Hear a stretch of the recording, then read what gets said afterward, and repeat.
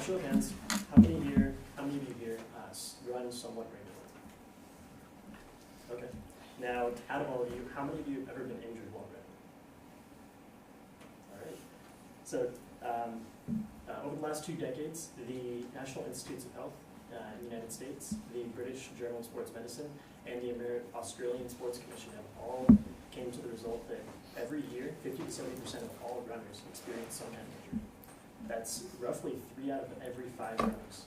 And that means that in the next year, if you run regularly, you have a greater chance of getting hurt than you do of making it through the year without getting hurt.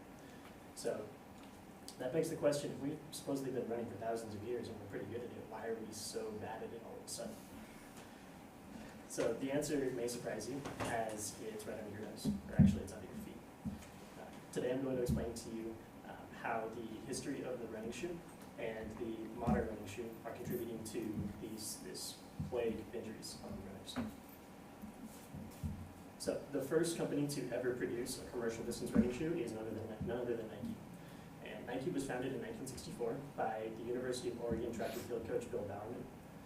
Bill Bowerman was a fantastic coach, that's undisputed, but he actually wasn't a runner himself. He didn't start running on a regular basis until he was well into his 50s, when he went to New Zealand to visit fellow elite coach Arthur Lydiard, and he started jogging. And when he came back to the United States, he was so enthralled with the activity that he wrote a book called Jogging. And,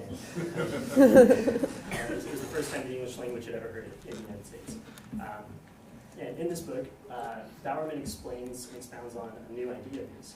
It's a new running style that should increase speed if it works. And it's putting your heel out in front of the center of gravity and landing on it instead of your forefoot.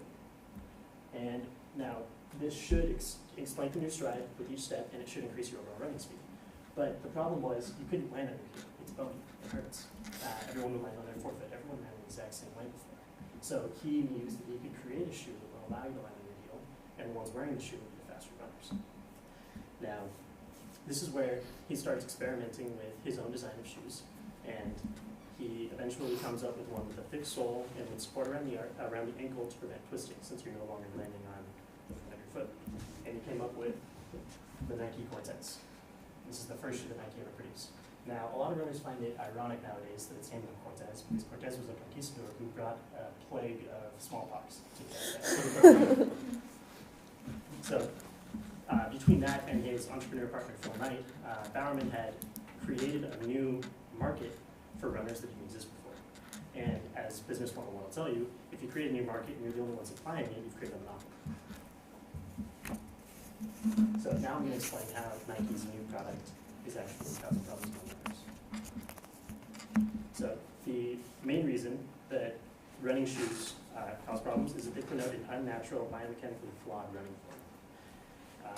If you land on your heel instead of you land on your forefoot, you're ignoring the way that your foot is meant to work. And if you look at the structure of your foot, you'll find a design that engineers have been using for centuries, the arch. And the arch is a fantastic weight load bearing design. And Da Vinci even called the human foot a marvel of engineering and a work of art.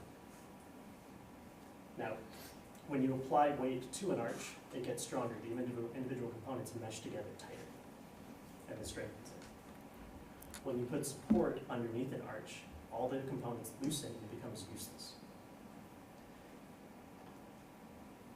So physical therapist Jay Duchari with the UVA Center for Endurance Sports compares the difference between landing on your heel and landing on your forefoot to the suspension in cars. Landing on your heel is like the suspension in a standard car. You have one shock per wheel.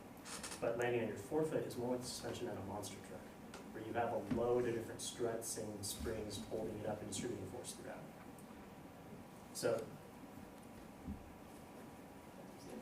So landing on your heel effectively takes your arch out of the equation, and it's not the way that it was meant to function.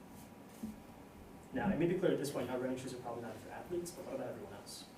Well, it turns out that the injuries that runners are suffering from with their feet, their knees, and their lower back are things that non-runners suffer from quite frequently.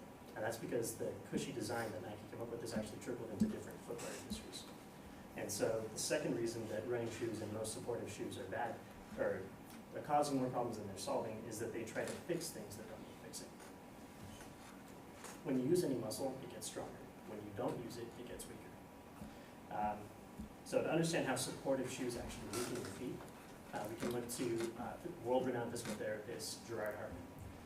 The fastest woman marathoner in the world, Paula Radcliffe, never goes into a race without seeing Dr. Hartman first. And Dr. Hartman argues that over the last 25 years, our feet have become badly deconditioned. And this deconditioned musculature in pretty much everyone's feet is the main reason leading to injury. Now, he also compares in an interview with sports author Christopher McDougall, he compares the way that we wear shoes to the same effect that happens when you put your foot in a cast. So when you put any leg or extremity in a cast, within 6 weeks you'll see 50% deterioration of the musculature. And this happens to a lesser degree every time you strap your foot into a fake shoe. Now, for those of you who own an expensive pair of running shoes at home, get ready for some bad news. It was actually discovered in a 1991 study by a journal in Medicine and Science and Sports and Physiology that wearers of high-end shoes that are promoting additional features such as pronation control and corrective support actually experience far more injury than those wearing inexpensive shoes. And these exact same statistics for this exact same trend was found by Stanford's legendary coach, Vin Lanana, in track and field back in the 80s. His team was sponsored by Nike, and 1 year he decided to order Nike's high-end shoe for the team. Within 2 weeks of wearing those shoes, he had more plantar fasciitis and Achilles problems than he'd seen in his entire career. So he sent the shoes back and told them, send me my cheap shoes. And from then on, that's how he sorted. Now, we've brought up a lot of points about how the running shoe industry is causing problems, but let's let them defend themselves a little bit. Now, in 2008, a researcher named Craig Richards wrote in the British Journal of Sports Medicine that in a study he conducted, not a single running shoe company has any evidence-based studies that their shoes prevent injury or enhance performance. And after he issued this study, he actually made a personal call to these companies and issued a challenge saying, if any of you are prepared to claim that your shoes will decrease the risk of musculoskeletal injury in runners, where is your purity data to back it up? He didn't get a reply. So he instead called several of them individually and still got no firm answer. So, in conclusion, we've learned how the running shoe industry was developed essentially to create a market where one didn't exist before, and how it was developed on unsound science. And we know now that running shoes cause a majority of the problems that are plaguing runners today. So I hope the next time you're in the market to buy a running shoe or any kind of supportive shoe, you'll be able to